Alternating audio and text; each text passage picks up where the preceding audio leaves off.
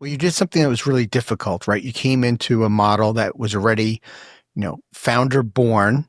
So you're inheriting something that I'm sure there were things that you loved, and there was other things that maybe you thought you knew from your franchise background that had to be improved and changed, especially if you're going to quote unquote franchise it. What was life like though when you first came in? So did you acquire the ability to franchise the company, or did you guys flat out acquire the company? I did. It was basically a federally registered trademark with Okay. one location here in Atlanta.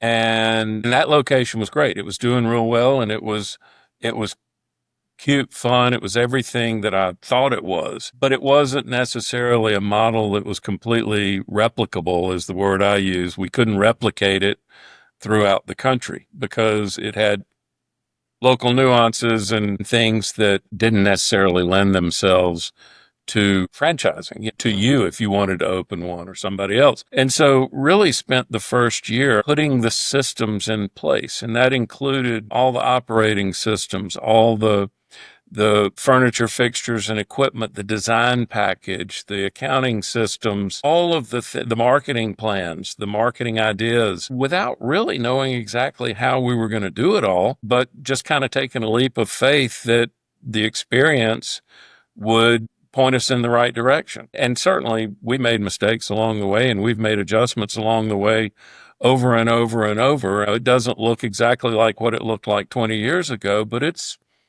pretty close. If you walked in 20 years ago and you walked in today, you would know you were in the same place. And that's kind of cool.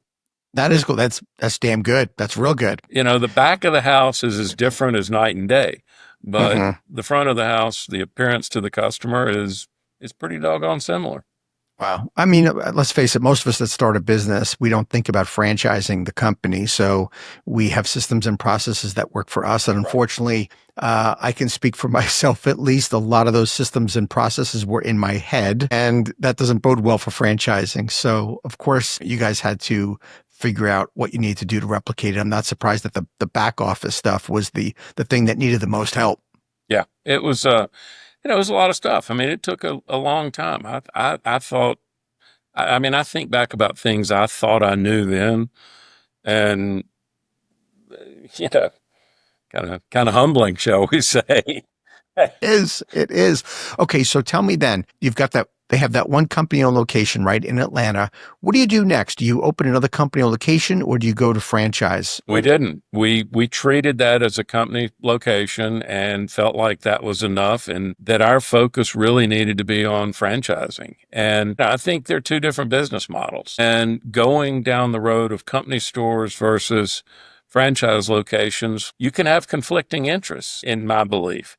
And so what I did first was I called my old right hand person from the ham business. I said, "Hey, you want to get the band back together?" And she said yes, and she's still here today, thank goodness. But as vice president of franchise development, was a wonderful person and has been a friend for 35 years, 30 years. But she we really spent the time focusing on what we wanted to do with the franchise model.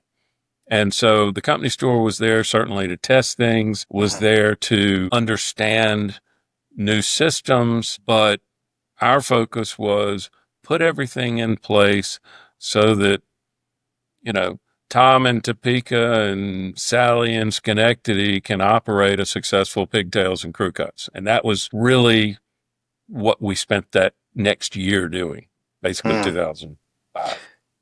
How many franchise locations do you guys have? We've got about 85 locations open and another 15 to 20 on the books, just two open, scheduled open. 24 states, I think, right? Yeah, I think we're in like 25 states right now.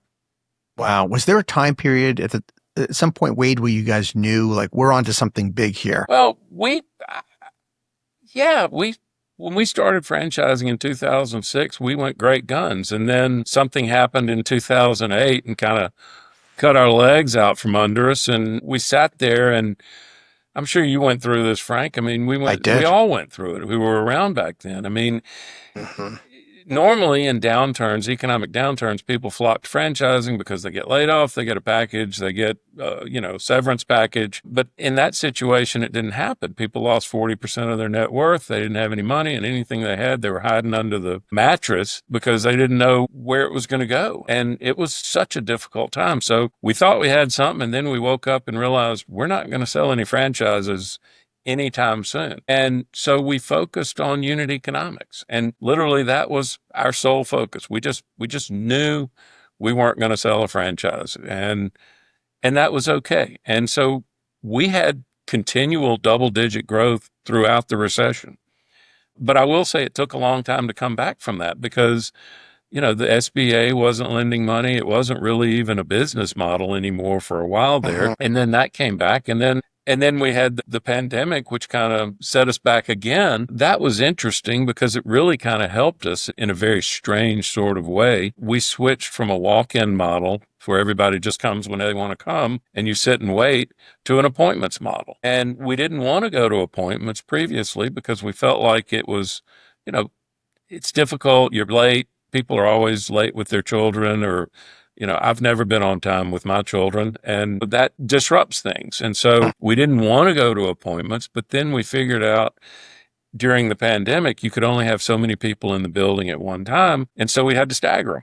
So we created this appointments model and that's been fantastic for us Wow. because we can control our labor better. We can control the flow and it's really been a blessing from the pandemic. But yeah, I mean, Frank, I think we knew pretty early on that we had a business model that worked.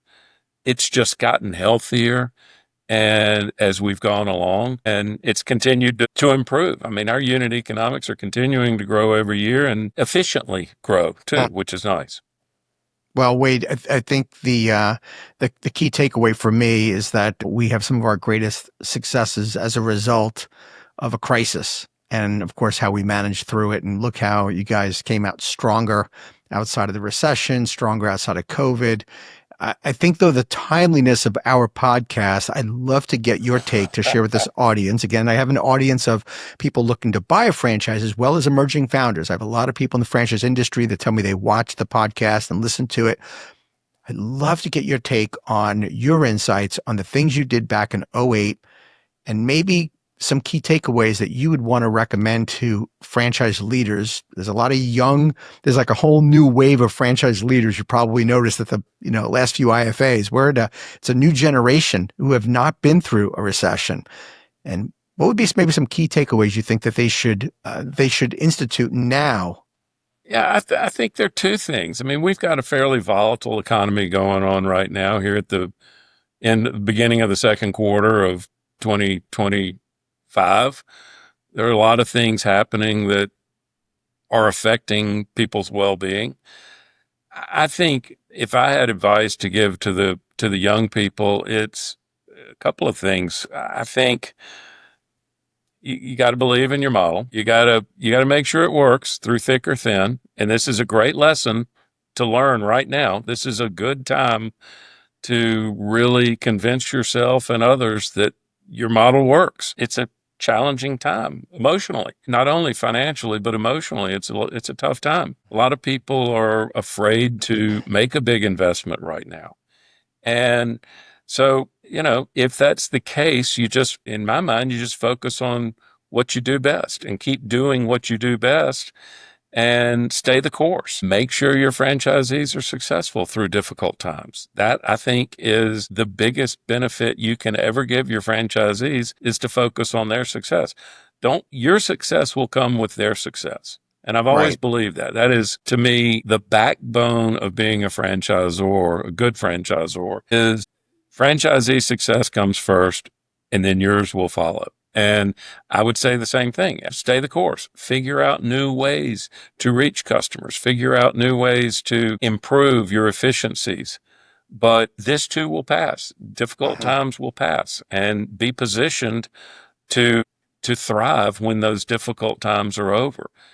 And I would also look right now as an opportunity. It is an opportunity when we're going through a difficult time right now.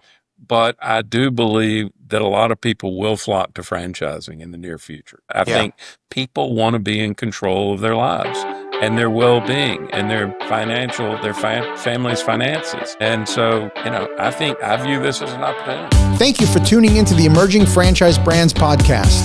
For additional insights, guest applications, and to stay connected, visit us at efbpodcast.com. The Emerging Franchise Brands podcast is for entertainment purposes only, and the views expressed do not necessarily represent those of Emerging Franchise Brands, its host Frank Fumey, or Emerging Franchise Group LLC. Any discussed franchise or investment opportunity requires thorough investigation, obtaining proper disclosure documents, and expert consultation before making any investment decisions. The podcast and its host do not offer professional advice or endorsements, and they hold no responsibility for actions, representations, accuracy, or consequential damages related to the podcast content.